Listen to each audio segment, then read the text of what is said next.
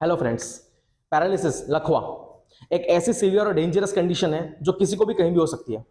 आए दिन हम लोग देखते रहते हैं कि बहुत सारे पेशेंट्स को ये चीज होती है और जिसे होती है उसे घर वाले उसके रिलेटिव्स बहुत ही ज्यादा डर जाते हैं, बहुत ही ज्यादा पैनिक हो जाते हैं। ठीक है, तो आज के वीडियो में हम समझने वाले हैं कि पैरालिसिस क्या है, क्यों होता है, उसके कॉजेस क्या है। ओके, अच्छी तरीके से उसको अंडरस्टैंड करेंगे कि हमारी बॉडी में क्या क्या मैकेनिज्म्स होते हैं जब किसी को पैरालिसिस होता है, with this board explanation and with that model explanation. सही है। उसके बाद हम लोग देखेंगे कि अगर किसी पर्सन को इमरजेंसी कंडीशन आ गई, पैरालिसिस हो गया, तो उसको आइडेंटिफाई कैसे करें, पहचाने कैसे, और इमरजेंसी में क्या करना चाहिए, क्या स्टेप्स उठाने चाहिए।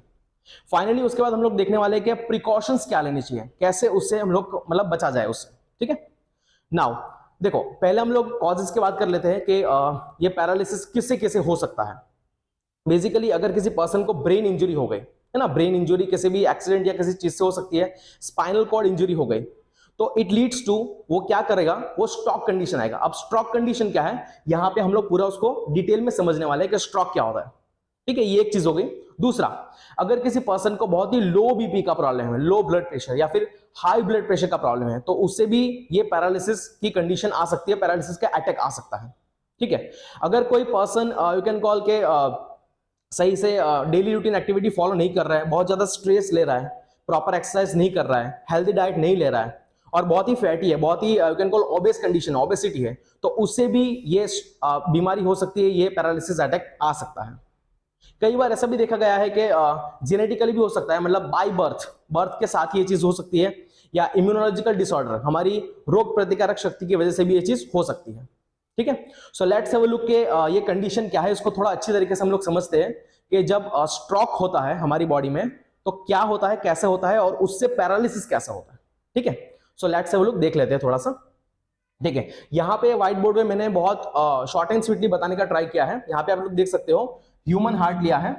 As you know very well, human heart क्या करता है, पंपिंग करता है और पूरी बॉडी में ब्लड को सप्लाई करता है। ठीक है, यहाँ पे मैंने ह्यूमन ब्रेन लिया हुआ है, यहाँ पे नीचे लिखा भी हुआ है मैंने।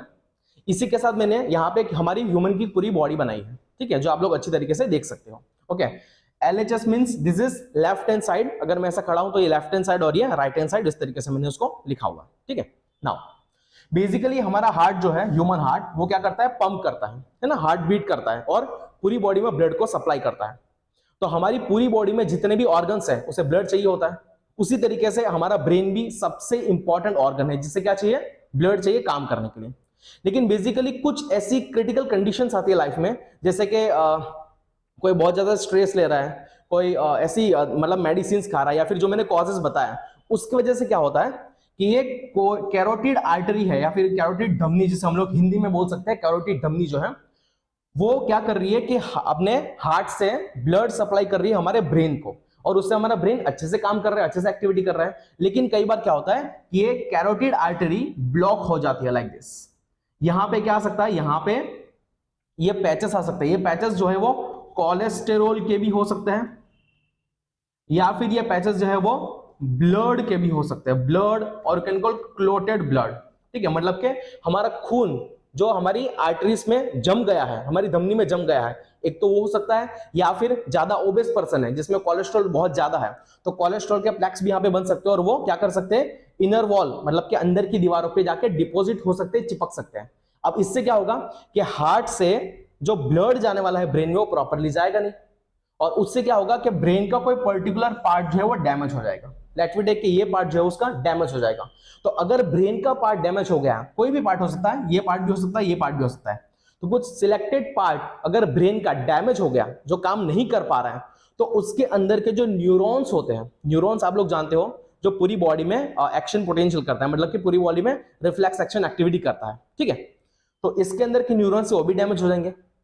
अगर इसके न्यूरॉन्स डैमेज हो गए तो क्या होगा, बेसिकली हमारी जो पूरी बॉडी है उसमें से पैरालिसिस, इसको पैरालिसिस अटैक आ जाएगा। ठीक है, पूरी बॉडी को। अब पैरालिसिस अटैक बहुत अलग अलग तरीके के होते हैं। कई बार पैरालिटिक अटैक कमर के नीचे होता है, सिर्फ लेग्स में होता है। कई बार पैरालिसिस सिर्फ दोनों हाथ और दोनों पैरों में होता है ना। कई बार पूरी बॉडी में पैरालिसिस होता है, but most common type of paralysis monoplegia. Monoplegia मतलब बॉडी का कोई भी एक पार्ट जो उसमें पैरालिसिस हो जाएगा। ठीक है, ये डायग्राम में मैंने इसलिए बीच में लाइन खींची हुई है जिससे आपको पता चले, समझ लो कि ये पार्ट इसका डैमेज हो गया, ब्रेन का, और ये जो डैमेज्ड पार्ट है उसके न्यूरॉन्स, इसके न्यूरॉन्स कनेक्टेड है लेफ्ट हैंड साइड में, ठीक है, मतलब हमारी बॉडी के लेफ्ट हैंड साइड में इसके न्यूरॉन्स कनेक्टेड है। तो अब क्या होगा, अगर ये पार्ट डैमेज हो गया, इसके न्यूरॉन्स की एक्टिविटी खत्म हो जाएगी। अगर न्यूरॉन्स की एक्टिविटी खत्म हो गई तो बॉडी का ये जो पार्ट है, लेफ्ट हैंड साइड पार्ट है, वो पूरी तरीके से क्या हो जाएगा, पैरालाइज्ड हो जाएगा। पैरालाइज्ड कंडीशन आप लोगों ने शायद देखी होगी, शायद वीडियो में या फिर कहीं पढ़ी होगी या कहीं पोस्टर में देखी होगी, बट ये पैरालिसिस बहुत ही सीवियर कंडीशन है, ठीक है। तो बेसिकली ये जो ब्लॉकेज हो रहा है इसे हम लोग कह सकते हैं स्ट्रोक कंडीशन, जिससे ब्रेन में प्रॉपरली ऑक्सीजनेटेड ब्लड नहीं जाएगा और ब्रेन उसका काम नहीं कर पाएगा, कुछ पार्ट्स उसके, और उसकी वजह से क्या होता है, पैरालिटिक अटैक आ सकता है कभी भी कहीं भी, ठीक है। तो इसी चीज को हम लोग अच्छी तरीके से समझते हैं with our model. So let's have a look all this activity with the model. Okay friends, तो ये हमारा मॉडल है। इस मॉडल के थ्रू समझने का ट्राई करते हैं कि ब्रेन स्ट्रोक क्या होता है या फिर पैरालिसिस क्या होता है, ठीक है। यहाँ पे ये ब्रेन लिया हुआ है मैंने एज अ मॉडल। यहाँ पे मैंने पूरा ह्यूमन बॉडी लिया हुआ है, जो आप लोग को दिख रहा है क्लियर कट, है ना। यहाँ पे जो बॉटल है, ये बॉटल को आपको समझना है कि हमारा हार्ट है, ह्यूमन हार्ट, और उसमें जो पानी है लाल कलर का, उसको आपको समझना है कि हमारा ब्लड है, ठीक है। अब बेसिकली क्या होगा कि हमारा हार्ट जो होता है वो हमारे ब्रेन को ब्लड प्रोवाइड करता है थ्रू दिस कैरोटिड आर्टरी। तो यहाँ पे स्ट्रो जो है इसको आपको कैरोटिड आर्टरी समझना है। अब मैं क्या करूंगा, पंप करूंगा, ठीक है, मतलब बेसिकली हार्ट पंप करेगा और ब्लड जाएगा ब्रेन के अंदर। देखते हैं कि क्या होता है जैसे मैं पंप करूंगा तो। ओके, आप लोगों को क्लियर कट दिख रहा होगा कि ब्लड जो है वो पूरी तरीके से ब्रेन में जा रहा है ना, और उस तरीके से ब्रेन हमारा काम करना स्टार्ट कर दिया। देखो ये ब्रेन ने पूरा फंक्शनिंग करना स्टार्ट कर दिया, और उसी के साथ हमारी पूरी बॉडी ने फंक्शनिंग करना स्टार्ट कर दिया। मतलब ब्रेन में कोई ब्रेन स्ट्रोक नहीं है जब तक ब्लड सप्लाई हो रहा है, और हमारी बॉडी में कोई भी पैरालिसिस नहीं है जब तक पूरी एक्टिविटी सही चल रही है। अब हम लोग क्या करने वाले हैं कि एक कैरोटिड आर्टरी को ब्लॉक करने वाले हैं जो स्ट्रोक कंडीशन में होता है, और फिर देखते हैं कि क्या होता है। सो let's have a look on that. Okay friends, तो बेसिकली आपको पता है कि स्ट्रोक कंडीशन में क्या होता है, ये जो कैरोटिड आर्टरी वो ब्लॉक हो जाती है, जिससे ब्रेन को प्रॉपर्ली ब्लड नहीं मिल पाता है, ठीक है। तो आर्टरी को मैं यहाँ पे ब्लॉक करने जा रहा हूँ, देखिए आप लोग, इसको मैंने ब्लॉक कर दिया, ठीक है। अब जब मैं पंप करूंगा तो ब्लड देखना सही से वहां पे नहीं जा रहा है, ठीक है, सही से ब्लड वहां पे पंप नहीं कर पा रहा है, ऊपर नहीं जा पा रहा है। तो देखो किस तरीके से बिहेव हो रहा है। अभी आप क्लियर कट देख सकते हो कि ब्लड प्रॉपर ब्रेन में नहीं जा रहा है। इट मीन्स के ब्रेन के कुछ पार्ट ही एक्टिवेट रहेगा, कुछ पार्ट ब्रेन का इनएक्टिवेट है, और बिकॉज ऑफ दिस इसको कहते हैं हम लोग स्ट्रोक कंडीशन। इसकी वजह से क्या हो रहा है, आप लोग वहां पे देख सकते हो कि हमारी जो बॉडी है, ह्यूमन बॉडी, वहां पे उसका सिर्फ एक ही पार्ट एक्टिवेट है और दूसरा पार्ट जो है वहां पे पूरी तरीके से पैरालिसिस हो चुका है, ठीक है। तो यहां पे आपको समझ में आ रहा होगा कि स्ट्रोक कंडीशन से किस तरीके से एक तरफ की साइड का हमारी बॉडी में पैरालिसिस कंडीशन होती है और कैसे हमारे मसल्स काम करना बंद कर देते हैं, ठीक है। तो फाइनली हम लोग इसमें समझने वाले हैं कि इमरजेंसी में क्या करना चाहिए और इसके प्रिकॉशंस क्या है, ठीक है। ओके फ्रेंड्स, तो लास्टली हम लोग समझते हैं कि ये पैरालिटिक अटैक अगर किसी को आता है तो उसे आइडेंटिफाई कैसे करें, समझे कैसे, है ना। कहीं पे भी अगर किसी को हो गया तो कैसे उसको आइडेंटिफाई करें। जैसे हमने देखा कि मोनोप्लेजिया में होता क्या है कि इधर लेफ्ट हैंड साइड या फिर राइट हैंड साइड किसी एक बॉडी पार्ट को या फिर एक साइड को बॉडी पार्ट को क्या होता है, पैरालिटिक अटैक आता है। बट पैरालिटिक में होता क्या है कि समझ लो राइट हैंड साइड अगर आया है तो हाथ और पैर पूरी तरीके से काम करना बंद कर देंगे और मुंह जो है थोड़ा सा टेढ़ा हो जाता है, ठीक है। उसमें होता क्या है कि ये जो मसल्स है वो मसल्स बिल्कुल भी काम करना बंद कर देते हैं, मसल बहुत ही वीक पड़ जाते हैं, बहुत ही यू कैन कॉल वहां पे पेन होता है, ओके। और हमारे ब्रेन से निकलने वाले न्यूरॉन्स जो है उसकी पूरी एक्टिविटी ब्लॉक हो जाती है, वो काम नहीं कर पाते। उसी के साथ वो पर्सन जिसको पैरालिटिक अटैक आया है वो सही से बोल नहीं पाएगा, सही से कुछ खा नहीं पाएगा, सही से सांस नहीं ले पाएगा, चल नहीं पाएगा, ये सब एक्टिविटी होती है, ठीक है। और कई बार पर्सन जो है वो अनकॉन्शियस भी हो जाता है डर के मारे। तो ये कंडीशन अगर आपको दिखती है कहीं पे, सो डेफिनेटली वो पर्सन सफर कर रहा है फ्रॉम दिस पैरालिटिक अटैक, ठीक है। अब उसमें करना क्या है कि अगर किसी पेशेंट को ऐसा आप देखते हो किसको अटैक आया है कहीं पे भी, घर में या कहीं और भी, तो इमीडिएटली हेल्पलाइन नंबर पे आपको कॉल करना है। हेल्पलाइन नंबर कौन सा लेना है, आपके घर के एरिया आसपास के करीब एरिया में कौन सी हाई प्रोफाइल हॉस्पिटल अवेलेबल है। हाई प्रोफाइल मींस क्या, जिसमें स्ट्रोक रेडी सेंटर होता है या स्ट्रोक रेडी फैसिलिटीज होती है। उसका मीनिंग क्या है कि बहुत सारे अलग अलग इंस्ट्रूमेंट्स होते हैं, बड़े बड़े मशीन्स होते हैं, ऐसे मशीन्स जो इमीडिएटली स्ट्रोक पेशेंट को या फिर ये पैरालिटिक पेशेंट को ट्रीट कर सकते हैं, जिसमें एमआरआई हो सकता है, सीटी स्कैन हो सकता है, एक्सरे हो सकता है, इलेक्ट्रो एन्सेफेलोग्राम हो सकता है, बहुत सारी चीजें और भी हो सकती है। अलॉन्ग विद दैट वहां पे आपको इंश्योर करना है कि कोई न्यूरोलॉजिस्ट डॉक्टर अवेलेबल हो, वहां पे आपको इंश्योर करना है कोई रेडियोलॉजिस्ट डॉक्टर अवेलेबल हो, ठीक है। ऐसी हाई प्रोफाइल और वेल इक्विप्ड हॉस्पिटल का ही आपको हेल्पलाइन नंबर लेके रखना है। तो इमीडिएटली आपको कॉल करना है, एम्बुलेंस में बिठाना है पेशेंट को और लेके जाना है। वहां पे डॉक्टर क्या करेंगे, सबसे पहले उसको डायग्नोस करेंगे कि कौन से टाइप का पैरालिसिस है और कौन सी कैरोटिड आर्टरी का ब्लॉकेज हुआ है।